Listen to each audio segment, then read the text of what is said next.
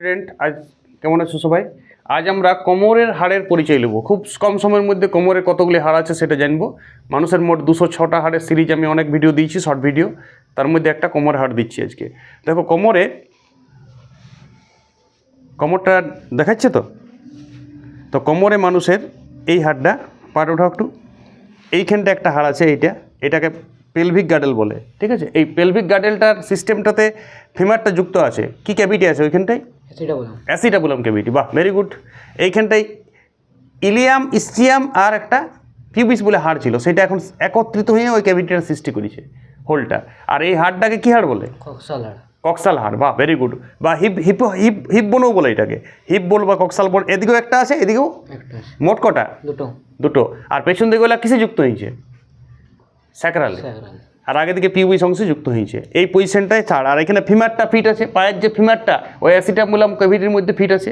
তাহলে বলো এখানে পেলভিক গাডেলে কটা হাড়? মোট দুটা, ঠিক আছে? মোট দুটা। হাড়টার নাম কক্সাল বোন বা হিপ বোনও বলে এটাকে, হিপ বোন। আর ক্যাভিটিটার নাম কি বললাম সবাই? এইটা মনে রাখো, ক্যাভিটিটার নাম অ্যাসিটাবুলাম ক্যাভিটি। নিট পরীক্ষায় অনেক ইম্পর্টেন্ট এটা, অ্যাসিটাবুলাম ক্যাভিটি। আর এটা পেছন দিকে কোথায় যুক্ত হয়েছে?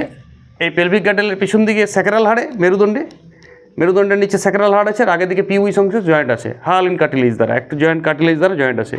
এই হোলটা খুব ইম্পর্টেন্ট, হোলটা সবাই নোট ডাউন করো। হোলটা বললাম অ্যাসিটাবুলাম ক্যাভিটি।